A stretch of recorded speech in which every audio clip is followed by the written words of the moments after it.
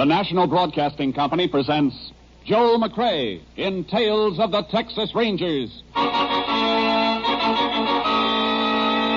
Tonight, transcribed from Hollywood, another authentic reenactment of a case from the files of the Texas Rangers.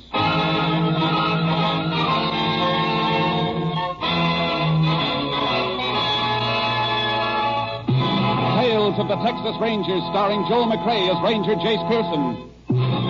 Texas, more than 260,000 square miles, and 50 men who make up the most famous and oldest law enforcement body in North America.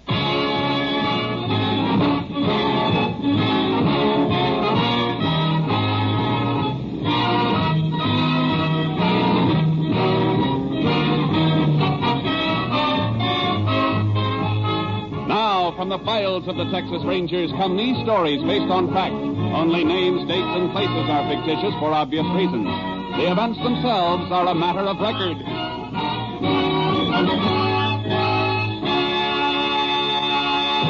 Case for tonight, Squaredance.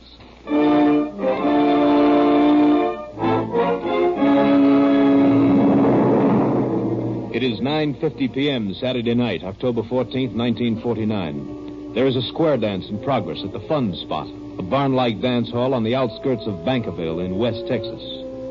Mrs. Mort Rogers, a rancher's wife, is seated in a corner, waiting for her husband to return with some soda pop. She looks up as a stranger approaches. Well, looks like I found me a pretty little wallflower. How come you ain't dancing, man? Reckon I'm a little out of breath from the last one. My husband went to fetch me some soda pop. Good. While he's fetching it, you and me can dance. Not a couple needing that square over there. Come on. No, thank you, but I'd rather wait for him. Oh, you're just going to waste sitting there. Come on. Oh, please, I'd rather not. No, I ain't the kind of a man who takes no for an answer, especially from a pretty gal. I told you I don't want to dance with you. Let go of my arm, please. Come on. Hey, what's going on here? What's the matter, Harry? Oh, Lord. I was waiting for you And I just happened by and asked her for a dance, that's all. And left finger marks all over her arm. Looks like you asked pretty rough. Ain't no harm done. You gonna get hard about it? Take these pop bottles, Harry. No, don't. I said take them. Now, you want to repeat that question? Place is probably full of friends of yours. I don't know anybody around here. I just happen in. Why don't you just happen out before you get in trouble? Go ahead, beat it. All right. Maybe I'll meet you alone sometime. Anytime you want to try. No more, please. Let him go. I'm all right. Always seems to be somebody like that, wandering in where people are having fun. Forget about him. He went out. Drink your pop. Here. Look at you, honey. You're shaking. Not from here. It's a little chilly in here now, that's all. Where's that little jacket you brought? I left it out in the car. I'll go fetch it for you. Oh, ain't that cold, Mort? Oh, no. Just turning blue or something. All right. Would you mind getting it for me? Oh, I said I would, didn't I? Any more strangers ask you to dance, hit them with that pop bottle. I'll be all right. Jacket's in the back seat. All right, I'll find it.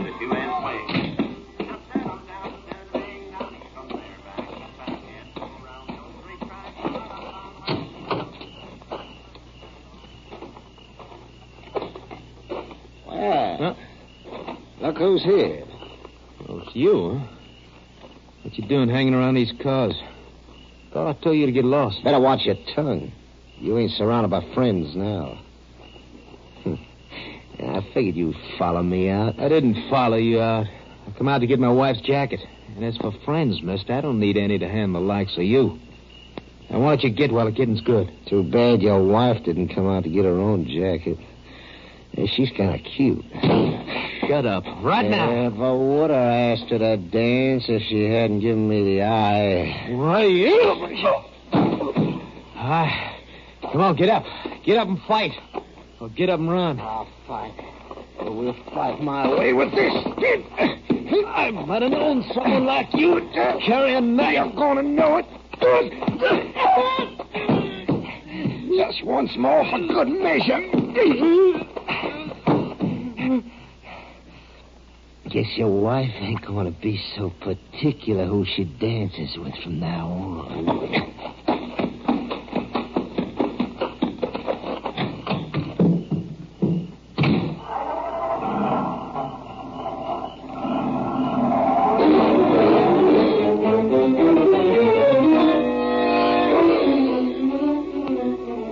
Rogers failed to return to the dance, his wife came out to look for him.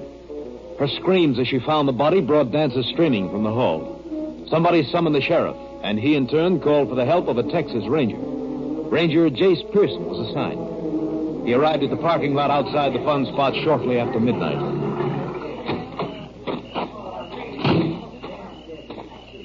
Howdy, Sheriff. Well, howdy, Jace. I'm glad you were close by. Here's the body. Radio was buzzing with calls as I drove in. KTXA's ordering roadblocks set up on every highway near here for 100 miles. Yeah, I know. I phoned in a description of a stranger who was at the dance tonight. Yeah, I heard it. Let's hope they can pick him up. Well, they'd have got him sure if I'd had the description earlier, but it took almost an hour to get Miss Rogers so she could talk. Is she the dead man's wife? Yep. Saw the whole thing then, huh?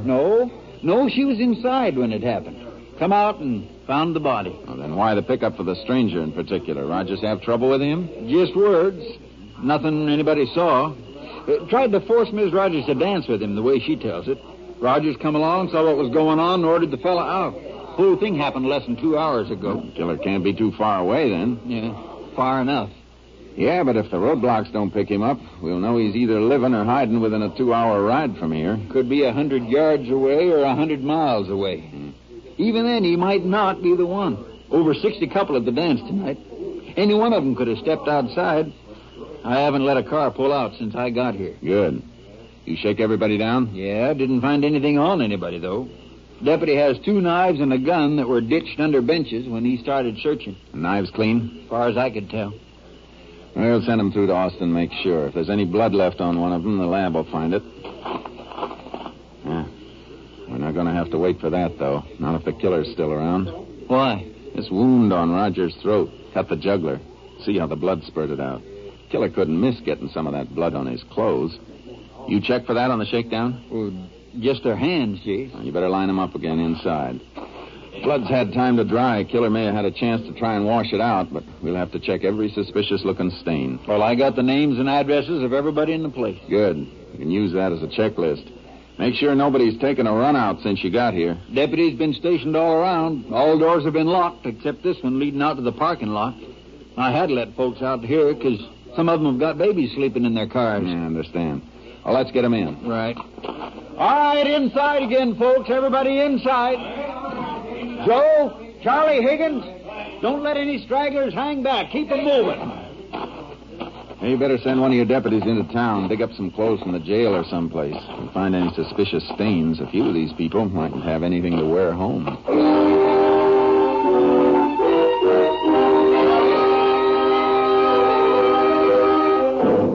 The sheriff's list checked out 100%. Nobody'd run. A couple of cowpokes had stains on their shirts and jeans. We took their clothes and sent them through to Austin for analysis. Next morning, I got my report. A long-distance call from my chief, Captain Stinson. Austin Lab just finished with the stuff you sent through, Jace. Both the knives were clean. I see. How about the clothing, Captain? Well, there was human blood on one of the shirts. A small stain. According to your report, the cowpoke you got it from said he'd cut himself and got a little blood on him. Lab says the blood stain is type O. Type O, huh? That's right. Well, he's not our boy, then. Medical examiner did an autopsy on Rogers during the night. Rogers' blood was AB. Everything keeps pointing to the stranger who got away. Do you think Mrs. Rogers gave a good description? I think so. She gave me the same rundown she gave the sheriff. Claims she'll never forget what he looked like. Do you think she'd recognize a photo of him if she saw it? I'm sure she would. Good. The boys at Austin are going through the gallery pulling shots of all known criminals who fit that description, especially the ones who are too free with a knife. I'll bring the photos down myself. Let Mrs. Rogers go over them. While I'm waiting, I think I'll have a look through the ranch area around here. All we know about the man we're after is that he got away. We don't know whether he was in a car or on foot or mounted. A few cowpokes did come into the dance on horses. I see. Fellow we're looking for might be a new hand, just drifted into the territory. I got charcoal in my horse trailer. Sheriff's getting his mount. It'll keep us busy until you get here, unless you have another idea. No, Jace, you go ahead. I'll see you tonight. Right. Bye, Captain. Bye, Jace. Ready, Sheriff? If you are, my mount's all saddled. I'll get charcoal out of the trailer. Let's go.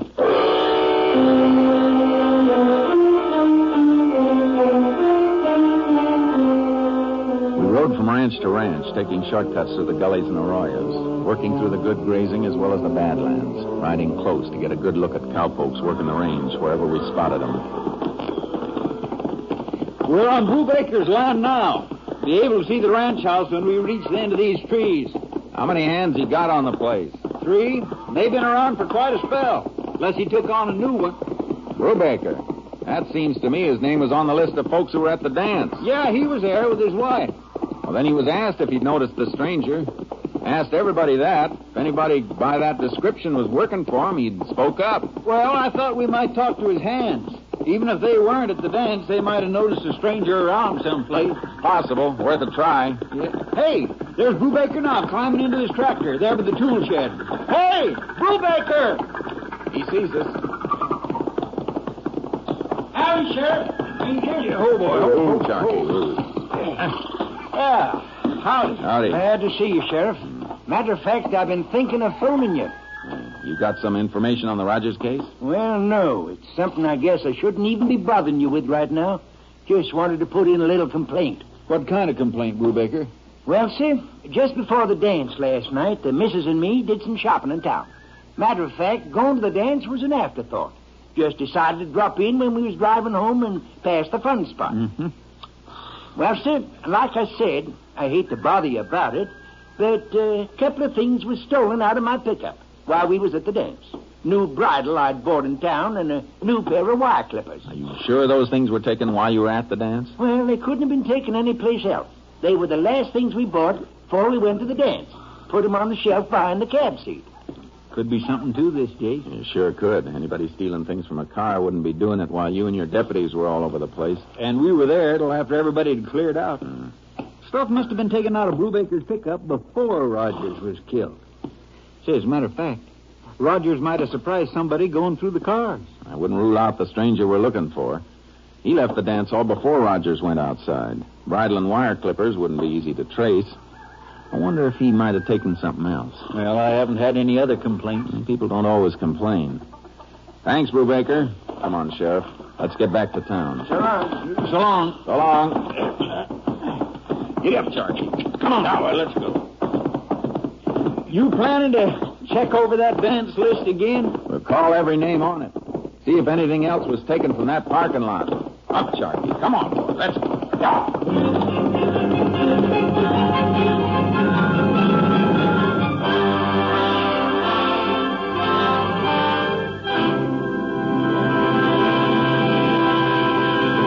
In just a moment, we will continue with Tales of the Texas Rangers, starring Joel McRae as Ranger Jace Pearson.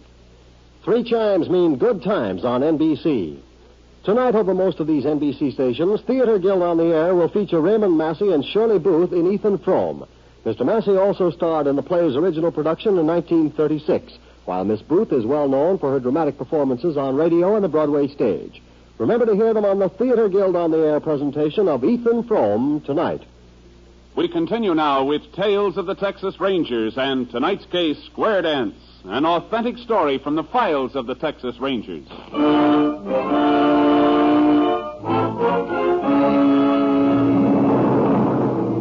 The sheriff and his deputies started a phone check of people who'd been at the dance, asking them to list missing articles. Meanwhile, Captain Stinson drove in with the gallery shots of possible suspects. We took them over to the funeral home to see if Mrs. Rogers could identify the stranger who'd quarreled with her husband. Captain showed him to her, one by one. How about this one, Mrs. Rogers? No. Well, this is the last one. No. That's not him either. I guess that does it, Jess. The man we're after isn't a known criminal. Not in this state, anyhow. Can I go back to my husband now? I want to be near him until they have... Sure, ma'am. Go ahead. We wasn't even married a year. Next month, we'd have had our first anniversary. I might as well get back to the sheriff's office, Captain. Yeah.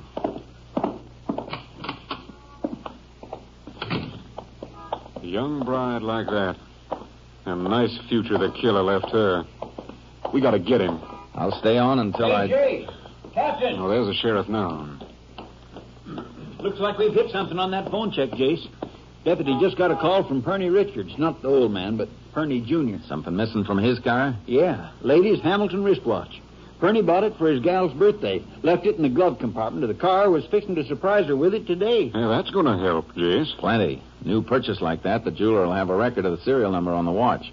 Killer might try to sell it or pawn it someplace. He might just give it to some gal. I don't think so. Man we're after doesn't sound like he'd have a gal of his own. Come on. Let's get a rundown on that watch.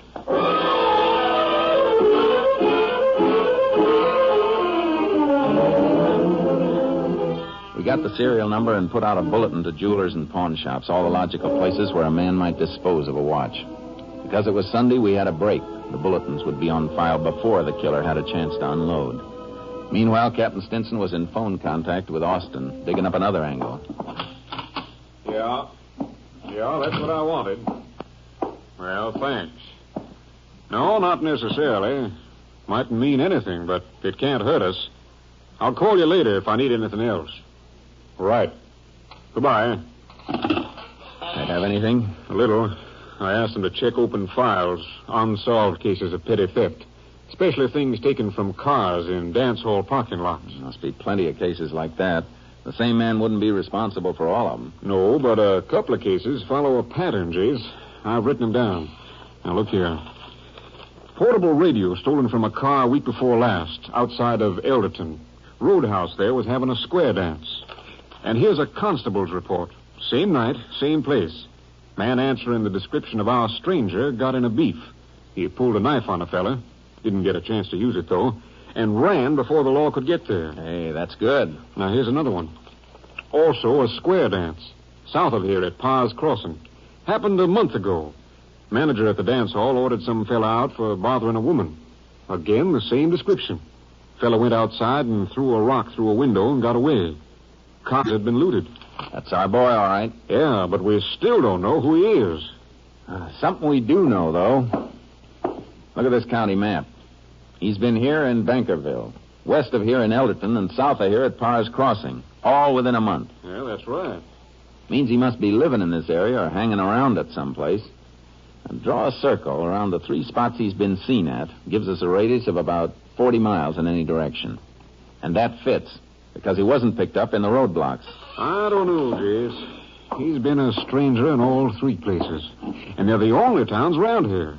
Most of the area in the middle of your circle is hill country and badlands. There are not many ranches he might be working on. No, but there's a lot of prospecting going on in those badlands, Captain. Big new kick. Not gold or silver anymore. Uranium. Say, not many people would see a prospector. Not unless he had a habit of wandering into some town on a Saturday night with a yen for square dancing. All right, Jace, I'll buy it. What's your move?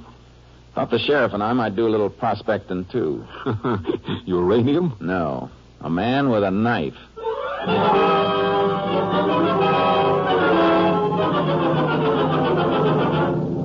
The sheriff put in with me. Next morning, we loaded his horse into my trailer with charcoal and headed into the Badlands. The old settlement's up ahead. We can leave the car at Reb Miller's store. I thought the settlement was deserted. Well, it was for a few years, but Miller opened up again because of this prospecting thing. Reckon they give him enough trade to keep going.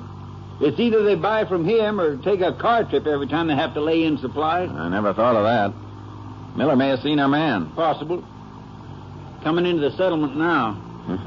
Ghost town. Where's the store? Long adobe building just ahead. A lot of cars parked under a shed just behind it. I see it. Boy, I hope he's got some soft drinks and a way of keeping them cold. This sun's a scorcher. Well, we'll be able to wet your whistle in a minute. Yeah, here we are. Yeah.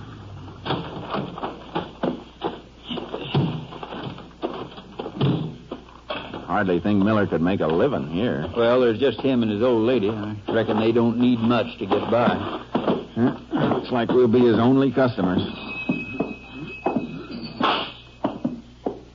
Hello?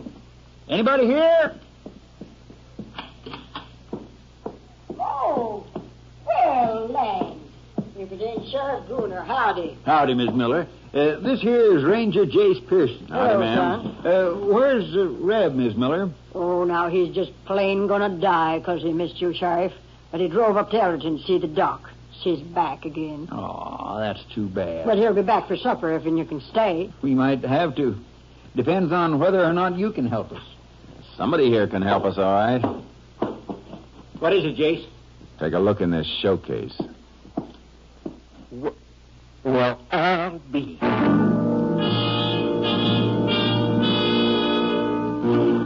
I'd called his attention to something that stood out like a sore thumb. The store was run down, its shelves barely stocked with necessities. But there, before our eyes, in a dirty showcase with cracks running through the glass, was a brand new Hamilton wristwatch. Reb is stocking some mighty fancy merchandise, ain't he, Miss Miller? Oh, you mean that watch? Do you want to buy it? All we want to know is where you got it. Well, Reb took it in trade from a fellow who run a bill here. What's his name? Why, Carp's his last name. Don't know his first one. That watch ain't stolen, is it? We can tell you that in a minute. Get it out of the case, Sheriff. Right.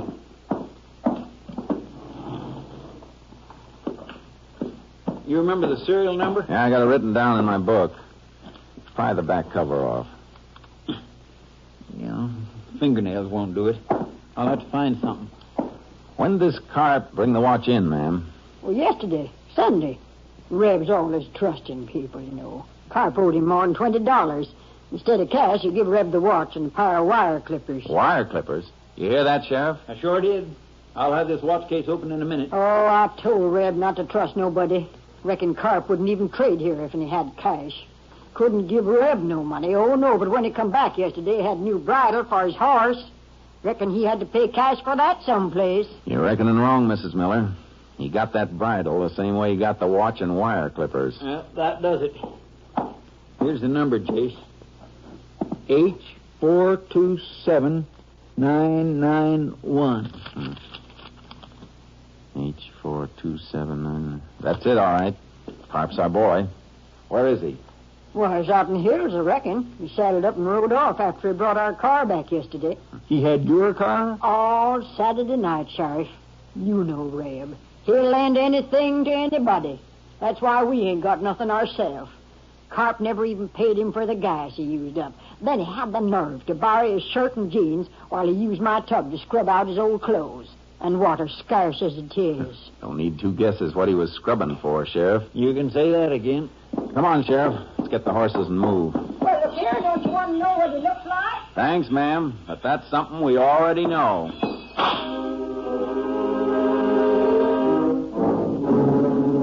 It was rough going through the Badlands, and the territory we had to cover was big. We met prospectors here and there, but not carp. At the end of our second day, the trail led to rocky ground, thinning out in spots and disappearing in others. We kept going until the sun dipped under the rim and darkness came fast. Oh, I can't see anything, Jace. If the tracks were heavier, we could keep going, but the ground's too hard.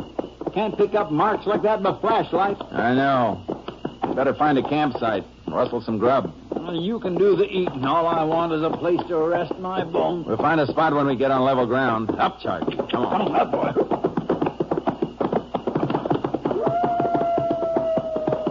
Sheriff. Yeah? Looks like somebody solved our camp problem for us. Over there at the right. Sparks. Yeah, fire behind those rocks. Circle around. Carp, maybe. Could be. It's a cinch at somebody. Let's ride for it. Up, boy. Come on. Come on, come on. You see the fire now, Jace. Man getting up. He can't see us yet. Here's us coming. Looks like a big fella. Carp is big. Mrs. Rogers said about 6'3". His horse is there, Jace. He's moving over toward it. He'll be able to see us in a minute. Drift away from me. Leave a little distance between us. All right. Get over, boy. That's good. Seems to be waiting. Yeah. Don't go all the way in mounted.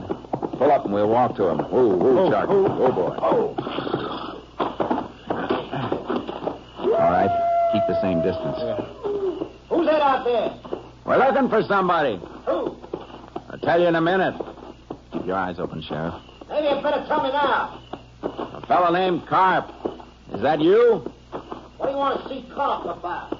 It's kind of a personal matter. Unless you're Carp. He got behind his horse, Jason. You stay right where you are. Hold it, Sheriff. Ooh, Chuck. Ooh, boy. Pull the rifle from his saddle holster. You fellas better get mounted and ride off. I don't like anybody sneaking around me at night. And I don't like getting mounted and riding away from a fire. Makes my back too good a target. Say, you look like a Texas Ranger. You got good eyes. And I'm a sheriff, Carp, so don't try anything funny. Put that rifle down and let's have a talk. Oh. Well, what do you want? What do you want to see me about? I want to invite you to a square dance. You... Hit the dirt, Sheriff. He dropped down. Go behind the fire, Jace. I can't see him. Can't see us either. Must be close behind that fire. Shoot into it. Chip sparks off that heavy log that's burning. Might be able to shower him with a big hot foot. I say when. Let go. That did it, Jace. He's up. Drop your gun, Carp. You hit him, Jace. There he is. And there's his gun on the ground. Gun stock split. That's what I hit, not him. Shock knocked him out. Well, just the same, he's out cold. And while he's laying here, I might just as well get these cuffs on his hands. Look out, Sheriff! Cut your heart out! Drop that knife!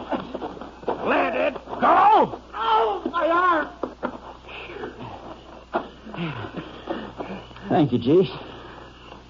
He almost planted that in my ribs. Yeah, it's something he won't try again. Come on, Carp. Get up. Save your story for the jury, Carp. Maybe you can tell them how to be a big hit at a square dance. Come on, get moving.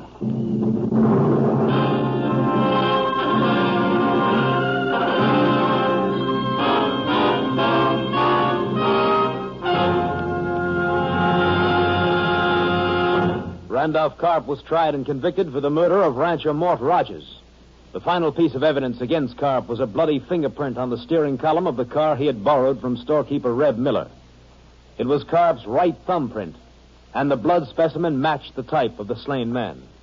Carp was sentenced to Huntsville Penitentiary for a term of 99 years.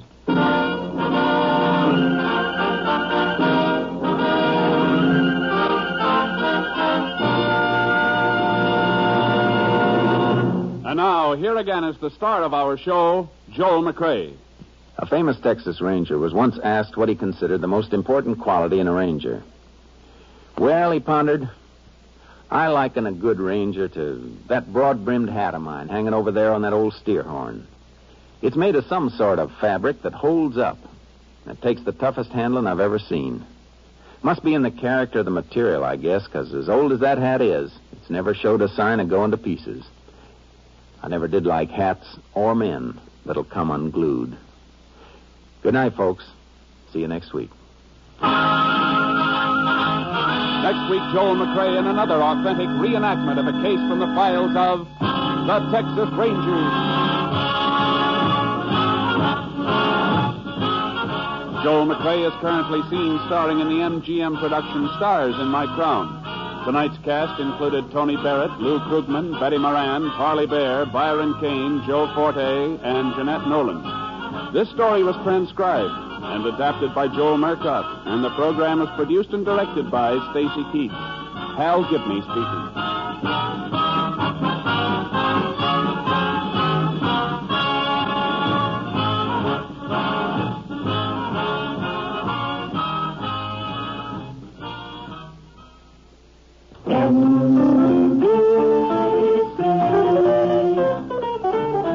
Enjoy the very best in radio. Be sure that you dial it right. Seems like you ought to hear Bill Baker every Sunday night. The $64 question. Every Sunday night, NBC. Raymond Massey and Shirley Booth and Theater Guild next on NBC.